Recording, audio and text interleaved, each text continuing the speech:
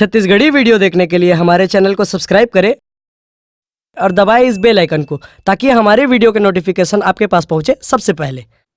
भक्तों, जब भगवान श्री रामचंद्र जी ने 14 वर्ष को वनवास काट रहे थे तो माता सीता का अपहरण हुआ। तब प्रभु श्री रामचंद्र जी ने माता सीता के वियोग में अपने भाई लक्ष्मण के साथ भटकते भटकते जंगल, झाड़ी, नदियाँ, पहाड़, पर्वत एवं सभी जीव जंतुओं से पूछते हुए प्रभु श्री रामचंद्र जी ने कितने कष्ट उठाए, आइए इस भजन में प्रस्तुत है। पिता का वचन को पालन करने हुए बनवासी राम, राजमहल से 14 बरस को बन बन भटके राम। हाय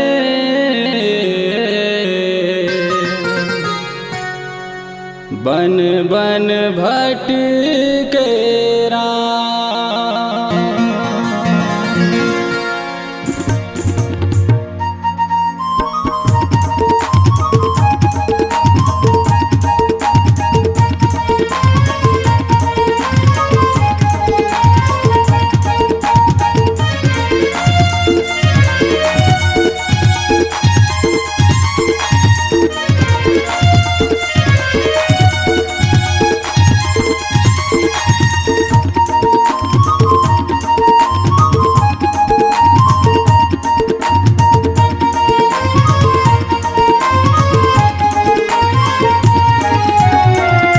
ऐसे है विधाता के लिखना, खो जाए सिया माई, बन बन भटके राम संग लखन भाई।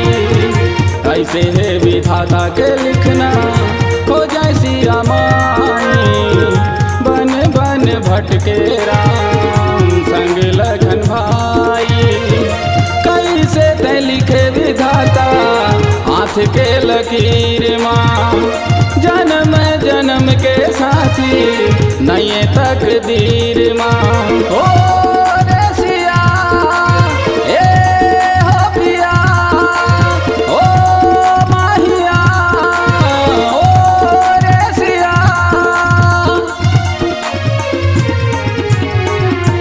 ऐसे है विधाता के लिखना, खो जाए सिया माई, बन बन भटके राम संग लखन भाई।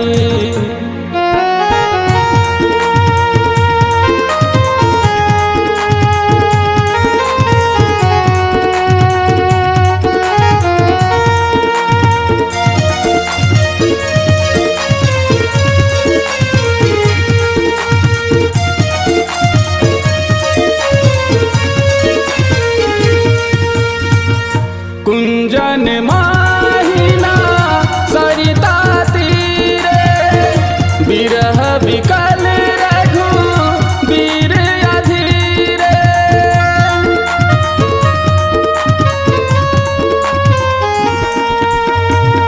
कुंजन माहिना सरिता तीरे, बिरह विकल रघु वीर अधीरे। बिरह विकल रघु वीर अधीरे, बिन तेरे सीताराम अधूरा है, अधूरा है। मेरे तन में है जो प्राण, अधूरा है, अधूरा है। हे खग मृग है मधुकर सेनी,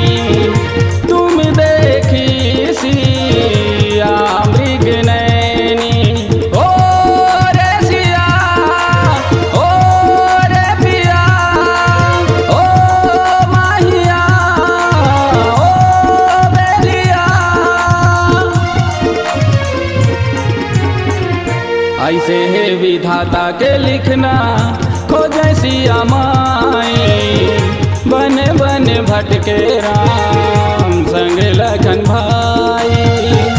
ऐसे है विधाता के लिखना खोजे सिया माई, बन बन भटके राम संग लखन भाई।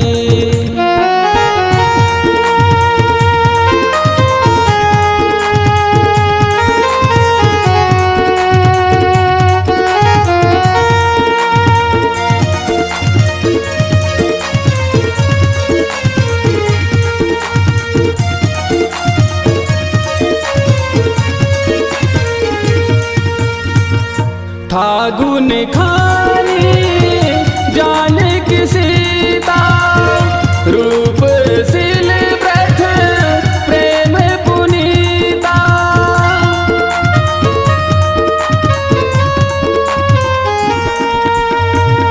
था गुन खानी जान की सीता, रूप सिल व्रत प्रेम पुनीता। रूप सिल व्रत प्रेम पुनीता। तू कहाँ है मेरी जान, ढूंढूं तुझको, ढूंढूं तुझको। तू मिलेगी किस जगह,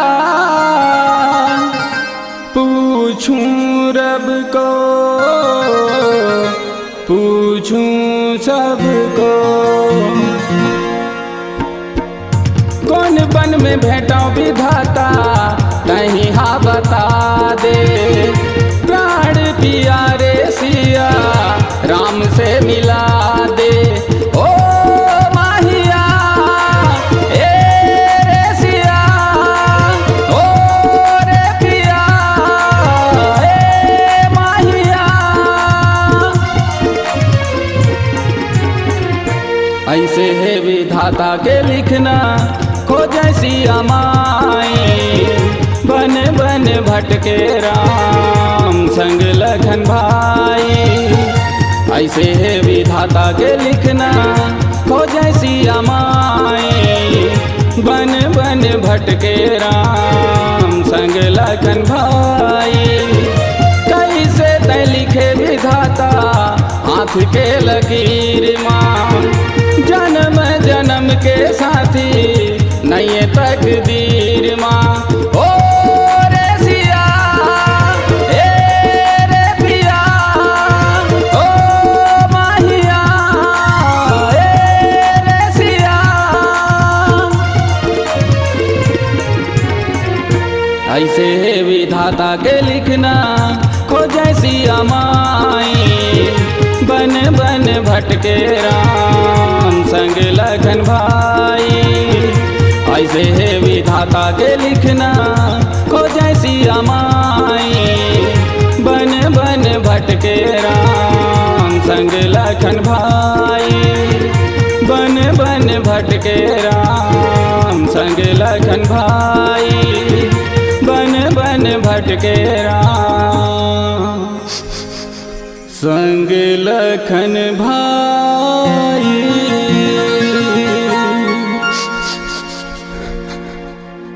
अगर आप अपनी आवाज को एक नया आयाम देना चाहते हैं तो चले आइए मल्टी ट्रैक डिजिटल रिकॉर्डिंग के लिए संपर्क करें HK म्यूजिक कंपनी, कोटा डबरी, चांपा, छत्तीसगढ़। मोबाइल नंबर है 9329238487 और 8085380339।